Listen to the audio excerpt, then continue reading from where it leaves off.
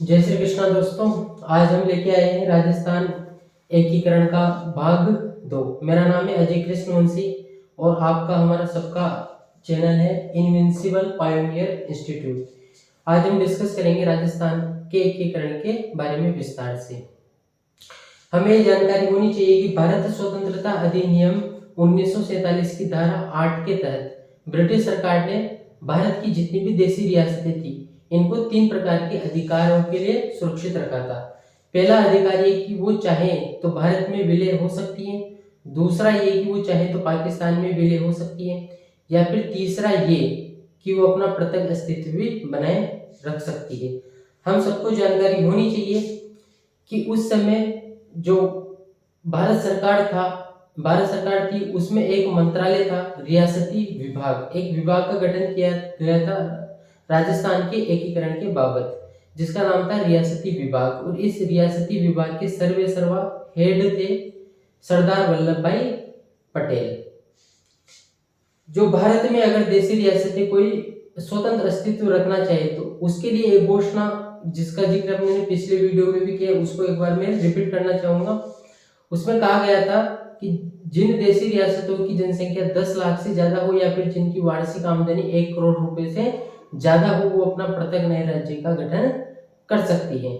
बहरहाल 19 रियासतों और 3 ठिकाने यानी कि निमराना, कुशलगढ़ तथा लावा से मिलकर राजस्थान का निर्माण होता है, जिसे राजस्थान का एकीकरण कहा जाता है। राजस्थान के एकीकरण के रिगार्डिंग अपने को 4-5 चीजें जरूर याद होनी चाहिए। चरण का क्या नाम है, तिथि कौन सी है, सम्मिलित रियासतें कौन सी हैं, वो जो रियासतें सम्मिलित की गई थी उनकी राजधानी किसको बनाया गया है, राज प्रमुख कौन था, उपराज प्रमुख कौन था, प्रधानमंत्री कौन था, उद्घाटन किसने किया और विशेष तथ्य इसके रिगार्डिंग क्या हो सकते हैं। इसको हम स्टार्ट करते हैं। तो पहले चरण का नाम है दोस्तों मत्स्य संघ। मत्स्य संघ यह है दोस्तों प्रथम चरण।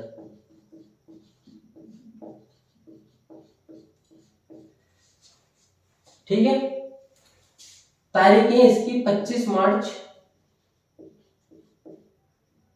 तारीख है इसकी 18 मार्च 1948। सम्मिलित रियासतें कौन सी थी, तो इसका फॉर्मूला चलता है कि ABCD। ए का मतलब अलवर,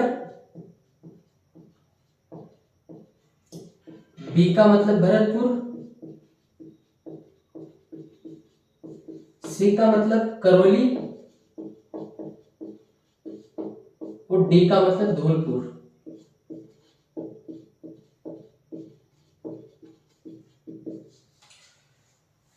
मत्स्य संघ की राजधानी किसे बनाया गया था, तो मत्स्य संघ की राजधानी बनाया गया था अलवर को।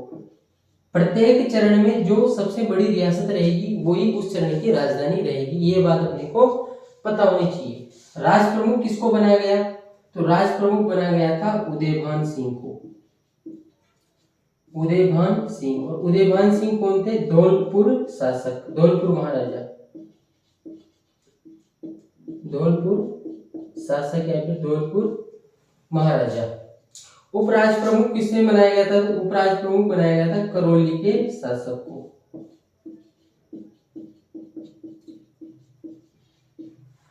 प्रधानमंत्री कौन थे, तो प्रधानमंत्री थे शोभाराम कुमावत।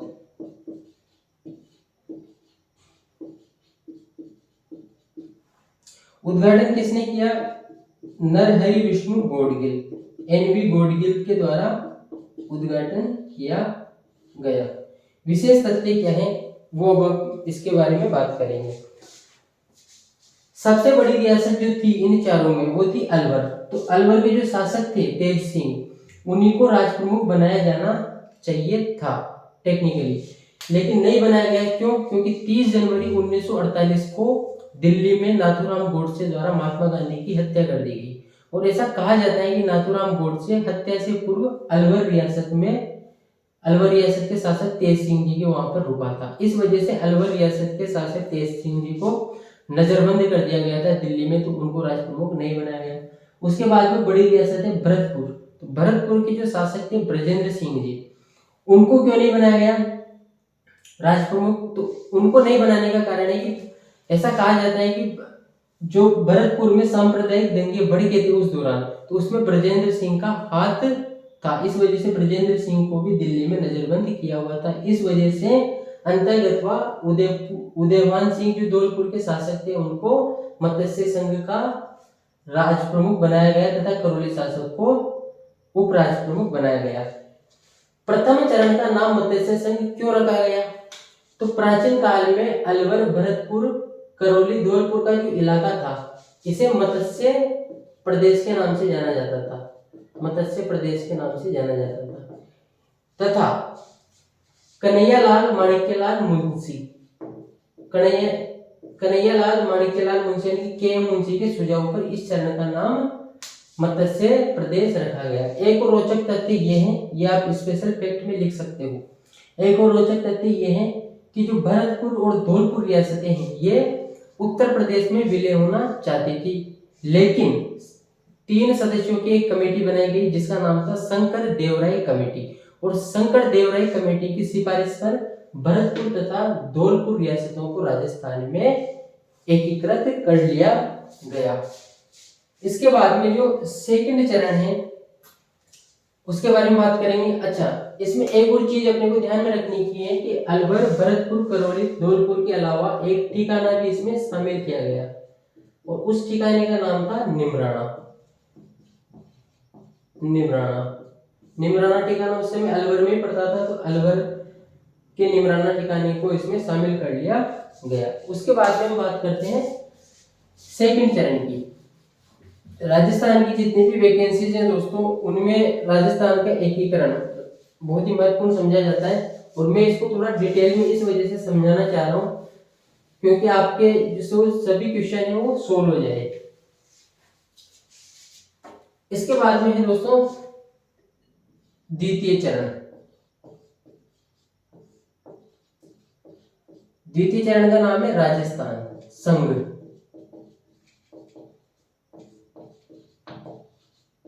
राजस्थान संघ तिथि क्या थी? तो प्रथम चरण के 7 दिन बाद में यानी कि 25 मार्च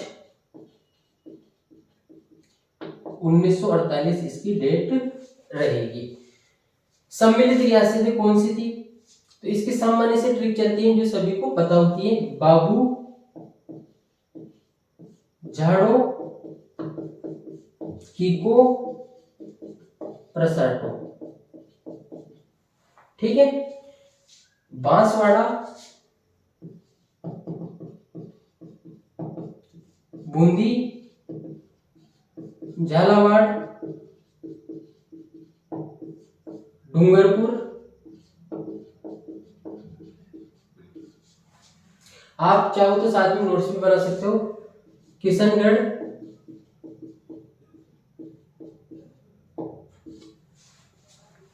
कोटा, प्रतापगढ़, शाहपुरा और टोंक। 1 2 3 4 5 6 7 8 9 रियासतें सेकंड चरण में राजस्थान में एकीकृत की गई और प्रथम चरण में 4। इसके अलावा 2 ठिकाने भी इस चरण में शामिल कर लिए गए। कौन कौन से ठिकाने? कुशलगढ़ ठिकाना, कुशलगढ़ ठिकाना जो कि बांसवाड़ा के अंदर पड़ता था, तथा लावा ठिकाना भी इस चरण के अंदर शामिल कर लिए गए। राजधानी किसको बनाया जाएगा? तो राजधानी जो सबसे बड़ी रियासत होगी उसको राजधानी बनाया जाएगा। सबसे बड़ी राजधानी थी दोस्तों कोटा, तो कोटा ही इस चरण की राजधानी रही। राज प्रमुख कौन थे? तो कोटा के जो शासक थे भीम सिंह जी, कोटा के शासक भीम सिंह राज प्रमुख बने। उपराज प्रमुख कौन बने? बूंदी शासक बने बहादुर सिंह जी। प्रधानमंत्री कौन थे? तो प्रधानमंत्री थे इसके गोकुल लाल असावा।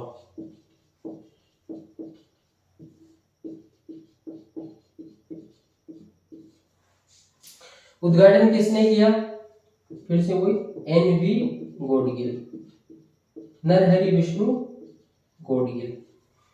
इस चरण के रिगार्डिंग विशेष तथ्य ये है कि जब सेकंड चरण चल रहा था राजस्थान संघ, तब उस समय बांसवाड़ा के शासक चंद्रवीर सिंह ने राजस्थान के या फिर भारत के विलय पत्र पर हस्ताक्षर करते हुए कहा था कि मैं अपने डेथ वारंट पर हस्ताक्षर कर रहा हूं। तो ये भी कई बार एग्जाम में पूछ लिया जाता है, आपको जानकारी इसके बारे में होनी चाहिए।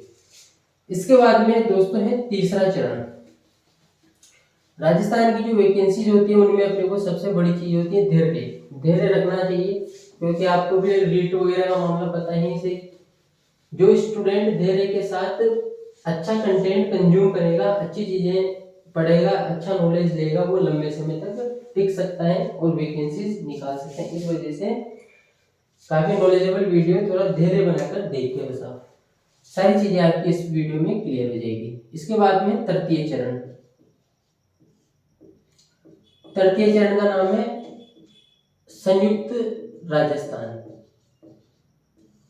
संयुक्त राजस्थान।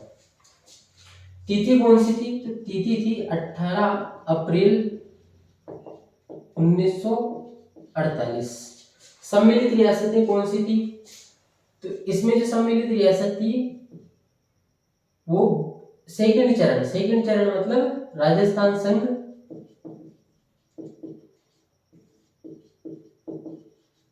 प्लस उदयपुर।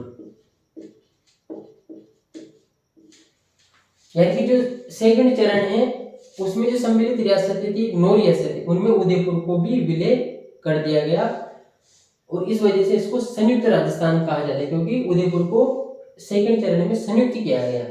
राजधानी कौन रहेगी? जो सबसे बड़ी रियासत है वही राजधानी रहेगी, तो उदयपुर इस चरण की राजधानी रहेगी। राजप्रमुख कौन थे? तो मेवाड़ के शासक भूपाल सिंह, वो इस चरण के राजप्रमुख रहे। वो भूपाल सिंह वही है जिन्होंने राजस्थान, गुजरात और मध्य प्रदेश के शासकों को मिलाकर राजस्थान यूनियन बनाने का असफल प्रयास किया था। तो राजप्रमुख इसके भूपाल सिंह। उपराजप्रमुख जो कोटा के शासक हैं भीम सिंह। प्रधानमंत्री कौन थे? मेवाड़ के जो अग्रणी नेता माने जाते थे उस समय के माणिक्यलाल वर्मा, श्रीमान माणिक्यलाल वर्मा।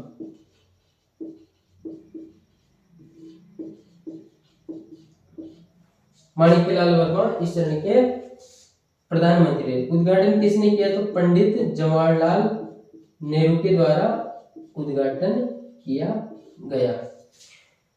ठीक है, तो ये तीसरा चरण राजस्थान के एकीकरण का यहाँ पर समाप्त होता है।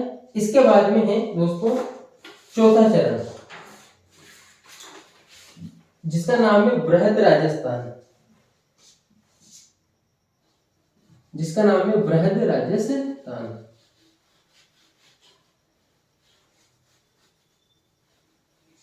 बृहद राजस्थान।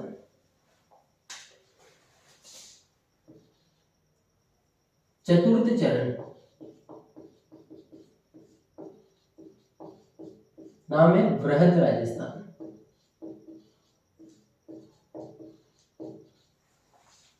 तिथि कौन सी है? तो तिथि बहुत ज्यादा महत्वपूर्ण है। तिथि है दोस्तों 30 मार्च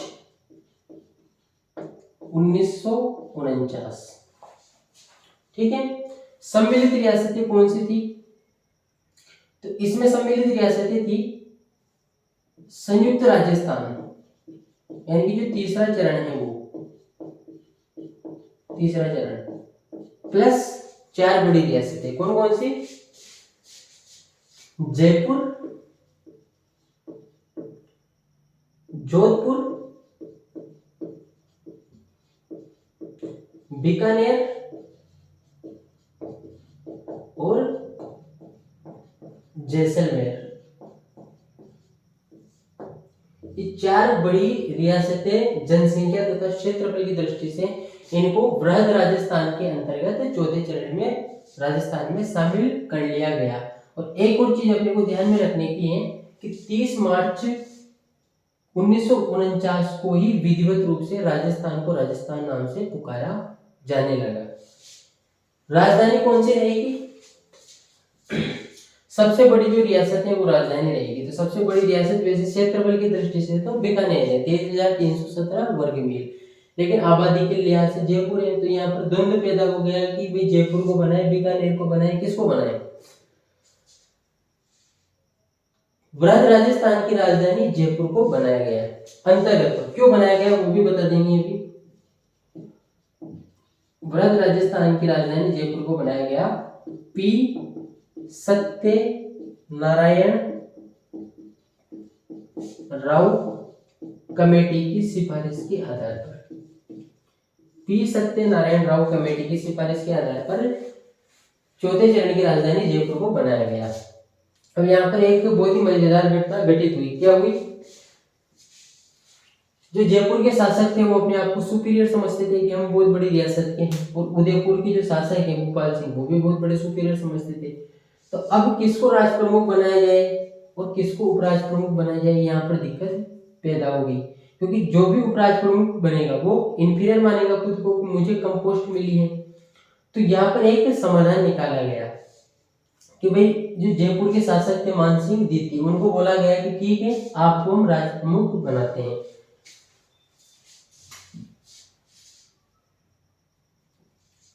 तो मानसिंह सेकंड को राज प्रमुख बना दिया गया। फिर भोपाल सिंह नाराज कि मानसिंह को अगर राज प्रमुख बना जाए तो मुझे क्या। तो जो भोपाल सिंह जी थे उनको फिर एक और पद सृजित किया गया, उसका नाम था महाराज प्रमुख। कि आप तो राज प्रमुख से भी बड़े हो साहब, आपको महाराज प्रमुख बनाया जाता है। तो भोपाल सिंह को यहाँ पर महाराज प्रमुख बनाया गया, जो कि राजस्थान का जब तक एकीकरण हुआ ये आजीवन महाराज प्रमुख के पद पर बने रहे। प्रधानमंत्री कौन थे? तो जयपुर के बहुत बड़े नेता हीरालाल शास्त्री। हीरालाल शास्त्री प्रधानमंत्री थे। उद्घाटन किसने किया? अब 30 मार्च को हम अपने को जानकारी होनी चाहिए कि 30 मार्च को हम राजस्थान स्थापना दिवस भी मनाते हैं, राजस्थान दिवस के रूप में मनाया जाता है। इस दिन अगर आप राजस्थान के किसी भी पर्यटक स्थल पर घूमने के लिए जाते हो तो आपको पर्यटन शुल्क यानी कि विजिटिंग जो शुल्क होता है वो नहीं देना होता है। क्यों? क्योंकि संयुक्त राजस्थान में बहुत सारी रियासतें थी, 10 रियासतें थी, और उनमें 4 बहुत बड़ी रियासतों को मिलाया गया। तो ऐसा माना जाने लगा है कि भाई राजस्थान का निर्माण लगभग पूर्ण हो चुका है। इस वजह से इसका उद्घाटन करने के लिए भी कोई दमदार शख्सियत आनी चाहिए। तो इस चरण का उद्घाटन करने के लिए खुद भारत के लौह पुरुष सरदार वल्लभ भाई पटेल जयपुर पधारे थे और इन्होंने इस चरण का विधिवत उद्घाटन किया था। विशेष तथ्य क्या है? विशेष तथ्य ये है कि 30 मार्च को हम राजस्थान दिवस के रूप में मनाते हैं और जयपुर को राजधानी पी सत्यनारायण कमेटी की सिफारिश पर बनाया गया है। इसके बाद में दोस्तों 5वां चरण। वीडियो लंबा ना हो इस वजह से थोड़ा मैं फास्ट लिख रहा हूं और थोड़ा फास्ट बोल भी रहा हूं।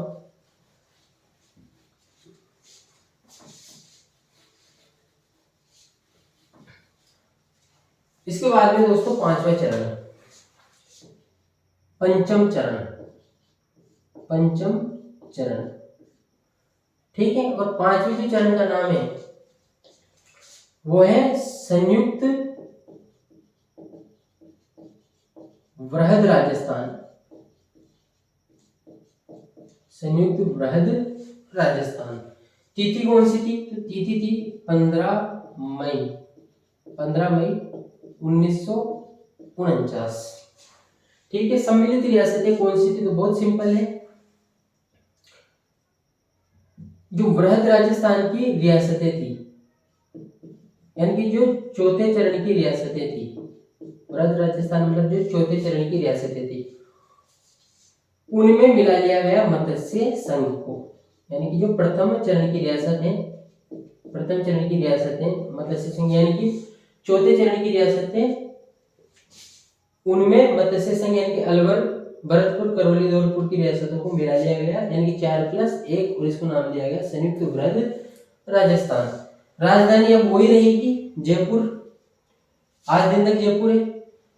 महाराज प्रमुख वही रहेंगे भोपाल सिंह, राज प्रमुख वही रहेंगे मानसिंह द्वितीय, प्रधानमंत्री वही रहेंगे हीरालाल शास्त्री। उद्घाटन का यहाँ पर कोई विशेष महत्व नहीं है। एक चीज जो विशेष तथ्य में मैं आपको बता सकता हूँ कि 1 अप्रैल 1949 को हीरालाल शास्त्री को राजस्थान का प्रथम मनोनीत मुख्यमंत्री बनाया गया। ठीक है। इसके बाद में सभी चरणों में, चौथे चरण के बाद में सभी चरणों में राजधानी जयपुर, महाराज प्रमुख भोपाल सिंह, राज प्रमुख मानसिंह सेकंड, प्रधानमंत्री हीरालाल शास्त्री, यही रहेंगे, ये कॉमन रहेगा। उसके बाद में दोस्तों 6th चरण, छठा चरण, यानी कि षष्ठम चरण। कुछ किताबों में छठे चरण का नाम राजस्थान मिलता है और कुछ किताबों में राजस्थान बी श्रेणी मिलता है। इसका भी कारण है राजस्थान बी श्रेणी का क्या मतलब है, ये मैं इसके विशेष फैक्ट वाले नेक्स्ट वीडियो या फिर इसी में बता देंगे आपको। षष्ठम चरण का नाम है दोस्तों राजस्थान या फिर कई जगह पर राजस्थान बी श्रेणी में मिलता है, तो वो देख लेना आप। तिथि इसकी है दोस्तों बहुत इंपॉर्टेंट, 26 जनवरी 1950। 26 जनवरी 1950। सम्मिलित रियासतें कौन सी हैं? तो सम्मिलित रियासतें हैं इसमें जितनी भी रियासतें पहले वाली है, यानी कि संयुक्त वृहत्तर राजस्थान में जितनी भी रियासतें, यानी कि जो 5वें चरण में जितनी भी रियासतें हैं, प्लस सिरोही। अब क्या पूरी सिरोही को शामिल कर लिया गया? तो नहीं, सिरोही का राजस्थान में एकीकरण 2 चरणों में हुआ है, छठे और 7वें चरण में, इसको भी हम देखेंगे। सिरोही को शामिल कर लिया गया, लेकिन सिरोही के आबू देलवाड़ा क्षेत्र को शामिल नहीं किया गया। ठीक है। उसके बाद में राजधानी वापस वही रहेगी जयपुर, महाराज प्रमुख सेम, राज प्रमुख सेम, प्रधानमंत्री वगैरह सेम।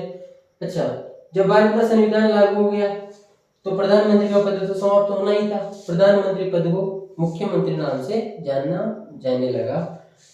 ठीक है भाई।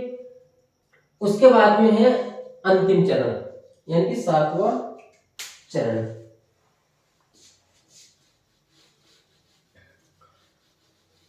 धैर्य के साथ वीडियो देखिए आप, इसको संपूर्ण जानकारी आपको राजस्थान के एकीकरण के बारे में एक वीडियो में मिल जाएगी, उपलब्ध हो जाएगी, तो निश्चिंत होकर वीडियो देखिए आप।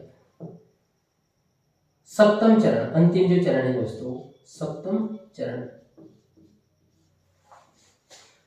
7वां चरण और इसका नाम क्या है? राजस्थान। तिथि क्या है? तिथि है 1 नवंबर 1956। सम्मिलित रियासतें कौन सी हैं? तो जो छठे चरण में रियासतें हैं वो प्लस आबू देलवाड़ा सिरोही का क्षेत्र था। ये जो माउंट आबू है, इसका भी रोचक तथ्य है कि माउंट आबू को जो सरदार वल्लभ भाई पटेल खुद गुजरात के रहने वाले, तो वो माउंट आबू को गुजरात में रखना चाहते थे, लेकिन वहाँ के जो नेता थे गोकुल भाई भट्ट वगैरह, उनके बहुत ज्यादा अथक प्रयास रहे, हीरालाल शास्त्री और के, तो उनके प्रयासों से माउंट आबू जो देलवाड़ा का क्षेत्र है वो अंतर्गत राजस्थान में शामिल हो गया। हालांकि 1950 में पटेल की मृत्यु हो चुकी थी और ये जो चरण है 1956 का है, तो पटेल के रहते तो आबू जो क्षेत्र है वो राजस्थान में एकीकृत नहीं हुआ था, उनके बाद ही हुआ। इसके अलावा अजमेर मेरवाड़ा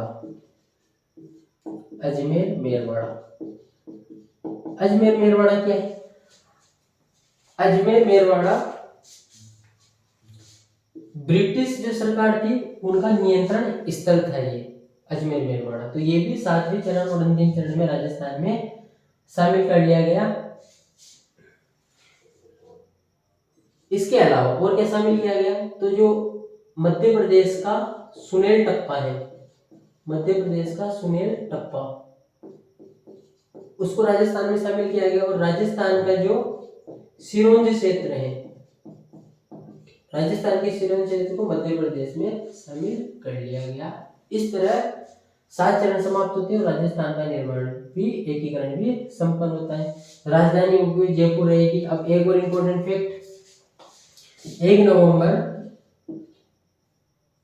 1956 को संविधान के 7वें संशोधन द्वारा महाराज प्रमुख का पद हमेशा के लिए समाप्त कर दिया गया और महाराज प्रमुख के पद की जगह एक नया पद सृजित किया गया जिसका नाम रहा राज्यपाल। और हम सबको जानकारी है कि राजस्थान के जो प्रथम राज्यपाल है वो रहे सरदार गुरुमुख निहाल सिंह। थोड़ी राइटिंग मेरी बहुत अच्छी है तो आप देख लेना उसको, निहाल सिंह। सरदार गुरुमुख निहाल सिंह राजस्थान के प्रथम राज्यपाल थे। 1 नवंबर 1956 को महाराज प्रमुख का पद समाप्त कर दिया गया। राज प्रमुख का भी होना ही था। प्रधानमंत्री का पद जो है अब मुख्यमंत्री के नाम से जाने लगा। और इस चरण के दौरान जो मुख्यमंत्री थे वो थे मोहनलाल सुखाड़िया, जिन्हें आधुनिक राजस्थान का जनक कहा जाता है। तो ये अपना राजस्थान का एकीकरण संपन्न होता है। इसके अलावा आपको राजस्थान के इतिहास, कला संस्कृति, मनोविज्ञान, संविधान और हिंदी साहित्य, राजनीति विज्ञान तथा जीव विज्ञान, इनमें से अगर किसी भी टॉपिक पर अगर आपको विस्तृत वीडियो चाहिए तो आप कमेंट बॉक्स में जरूर सुझाव दीजिएगा। थैंक यू वेरी मच, धन्यवाद।